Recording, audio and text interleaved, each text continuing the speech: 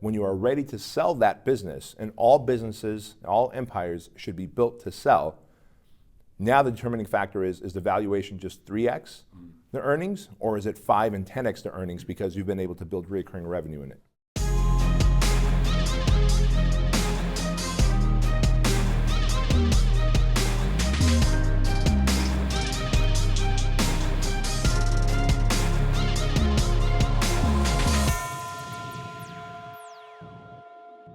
Hey friends, Craig Ballantyne here. We're going to talk about one of the secret ingredients to building your empire. I am here with Bedros Keuilian. All right, Bedros, my friend. We are going to talk about something called recurring revenue and how this is so important. And I like to say that if you're waking up without the guaranteed money of recurring revenue in your business, then your business is at risk of disappearing, right? Sure, absolutely. And in fact, I was that guy that was waking up, every day without having recurring income scheduled to come in. Yeah, and when you put that in place, you have that security, that cushion. It's not necessarily always guaranteed to be there, but it is that foundation that allows you to go and invest some of that income into building the empire greater and greater, right? Exactly right. So I'll tell you a funny story about this. When I first started out as a personal trainer, I was selling personal training, 3 sessions, 5 session, 10 session blocks at a time.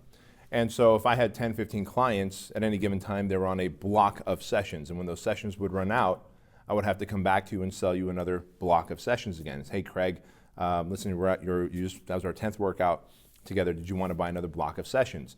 And sometimes you might say yes. Other times you might say, well, I need to think about it. Other times you might say no. And if you went home to think about it, now I'm hand-wringing, wondering how long you're going to think. 2 days, 3 days, 5 weeks, right? And oftentimes when someone says, I need to think about it, they're really saying, I don't want to. And so thankfully, I had a personal training client. His name is Jim Franco. And Jim Franco said, hey, I wonder if there's any way you can do with the gym here. Because I was training people inside of a gym that was charging people on a monthly basis for their membership. And he said, I wonder if you can build a business very similar to what the gym is doing. And I said, well, what do you mean? He goes, look, they take a little bit of money from a lot of people to give them access to all this gym equipment. And he goes, I don't know how to work out properly, so access to all this gym equipment means nothing to me. So I had to hire you as a personal trainer, but you sold me 10 sessions at a time. And I wonder if you could maybe sell me on a program that's on an ongoing basis. I said, well, a gym only charges $34 a month. I'd have to charge you $600, $700, $800 a month. And he shrugged his shoulders and he goes, I can afford it. And he goes, I bet a lot of your clients can afford it. And that would keep you from having to have those uncomfortable conversations when they run out of sessions. Do you want to buy more sessions? And I later realized, obviously, as I built my companies that, gosh, this works for so many different service and product-based companies. I mean, so much so that you have like boxed products showing up, like wine of the month or whatever. Well, you got peanut butter of the month, right? Peanut butter of the month. And what was your favorite? CB's Nuts? CB's Nuts was my favorite. And believe it or not, CB's Nuts is an actual brand of peanut butter. Yeah. But I later ended up building 5 personal training studios throughout San Diego County, all based on 12-month contracts with our clients. And the reason, and which we'll go deeper into this, the reason I was able to sell my 5 gyms was because I had those clients on recurring monthly income, predictable income scheduled to come in every month, and the company that came through and bought me out literally just bought me out because I had that scheduled income to come in. Awesome, awesome. And recently we were at a Joe Polish event where our friend Roland Fraser from Digital Marketing was talking. Yeah. And he was saying that most businesses in a private sale are going to sell for about 3 times earnings. But then he talked about businesses with recurring revenue built in selling for 8 to 10 times earnings. Do you remember why he explained that? Well, from what I remember correctly and from what I've experienced personally is when you have recurring income scheduled to come in and you have a membership base and not just a customer base, but people paying you membership, a buyer looks at that as predictability. Yeah. Right? So that immediately increases the valuation of your business. That's a predictable business because they could say, hey, look, no one's scheduled to pay next month. So if you leave and I buy this business from you, I may literally not have customers tomorrow. But if there's a service or a product of the month that you're sending, you're going to leave, I'm going to plug myself in, that's fine. The business still continues. So that's reason number 1, predictability. Number 2 is when a buyer comes in, odds are they're bringing a list with them or they're bringing another source of traffic with them. And the way they see it is, gosh, you just grew this business to 5,000 people paying $69 a month. Great. I've got another 100,000 people I can expose this to. You've already got a recurring model that works. I don't have to test it out, split test it, see which price point works. And so they can plug in their audience into your business model and literally double and triple the membership base. Oh, it's interesting. And here's another interesting way that you can use recurring revenue. I actually used it as insurance. And you're probably wondering, well, what the heck does that mean? How do you use recurring revenue as insurance? Well, I started out in the fitness industry, as you know, as everybody knows, as the people who have watched my YouTube videos millions of times know. And we built up a great product that sold 100,000 copies. And of those people, they all joined a recurring business, a recurring revenue part of our business where we delivered more great value every month. Yep. Now, then I decided to retire from the fitness industry. Now, when you retire from a fitness industry and you go and build a brand new business almost from scratch, you need a little bit of insurance income. So we had that recurring revenue that allowed me to go and do some daring stuff that most people wouldn't have been able to do if they were just starting completely from scratch. I didn't have to go into debt. I had something that allowed me to fuel this new business because of the systems we had built, the reliability we had built in the income before. That's a brilliant way to position that, is that you gave yourself insurance, allowing you to go into a new industry, build a new business, knowing that the fitness industry is still giving you ongoing recurring monthly income. Yeah, absolutely. So how did you then go and take this idea from the personal training stuff and revolutionize the entire boot camp world and even a franchise model? Yeah, well, so even before that, when I sold my personal training gyms, I went online and I created an online platform, an online personal training platform called High Tech Trainer. And the whole thing behind High Tech Trainer was really simple. If you're a personal trainer, you pay us $49 a month, and you can drag and drop workouts and email them to clients worldwide, right? Today, of course, people do online coaching, online personal training left and right. But High Tech Trainer in early 2002 was one of the first platforms out there. And so because of Jim Franco telling me take a little bit of money from a lot of people, I said, gosh, I bet I can charge $49 a month to thousands of personal trainers who can use my software to help more people reach more clients worldwide, so they'll make more money, they'll make a bigger impact in the people they want to help and serve. And of course, I'll make $49 a month from thousands of personal trainers. And sure enough, that happened, and that grew my recurring revenue to about $42,000 a month. And I had never had that kind of revenue from software. Well, right around that time. Stability. Yes. Stability and reliability. Oh my gosh, the stability and reliability. Now here's what happened. Because we had High Tech Trainer, as it turns out, there was a personal trainer in the Midwest working with a Sprint executive. They were emailing the Sprint executive workouts. Now most people think that apps were something that iPhone, that Apple created. Well, I'm here to tell you, back in 2003, 2004, 2005, Sprint had something called a jukebox. Interesting. And High Tech Trainer was sold at $2.95 on Sprint phones worldwide. And we had over 26,000 subscribers Holy cow. on the Sprint jukebox for $2.95. Now, Sprint got 50% of that revenue. I got 50% of that revenue. But you can imagine the massive checks that I was getting in from the Sprint network, right, before Apple created the iPhone and the App Store. And so I realized very quickly that recurring revenue could happen at the $600 to $800 a month, right, which is what I was charging for personal training. And people who wanted personal training on an ongoing basis didn't have to then go and renegotiate with me and buy another package. They could just pay $600 to $800 a month, and I'm there to serve them. It could happen at the $49 a month for my High Tech Trainer software.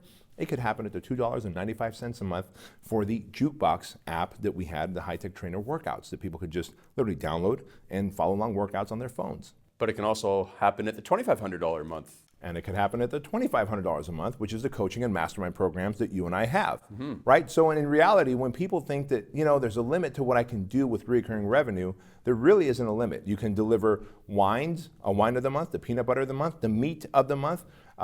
My wife gets clothing. She gets boxes of clothing that show up, and she'll pick out what she likes, whatever she doesn't like, she sends right back, and they apply the money towards the next month. And don't you have a children's game one? Yeah, we have, it's called Tinker Crate, and my son gets one, my daughter gets one. I don't even know how much we pay, $20, $30, $40 a month, but it doesn't matter because they look forward to getting that every month, and they open that little crate, they put the little thing together, and it becomes a little puzzle or an art piece or whatever.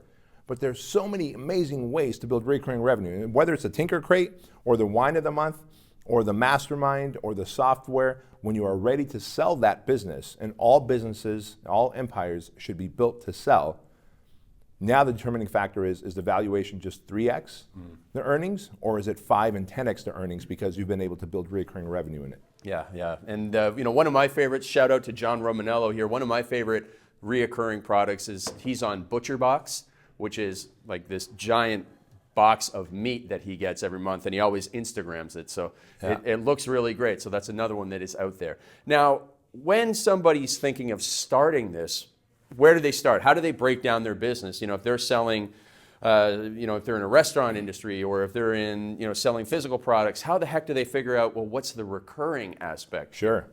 Well, I'll give you an idea. Well, let's talk about apparel. Would you ever think that apparel would be reoccurring?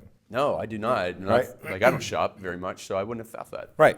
So we're going to go even deeper on this. Who would have thought that apparel could be put on reoccurring, let alone dive bar apparel? Because most people, if you go out to a dive bar, let's say in the middle of Oregon somewhere, and you like this dive bar and they have trucker hats and maybe a t-shirt, you might buy the t-shirt or the trucker hat and off you go.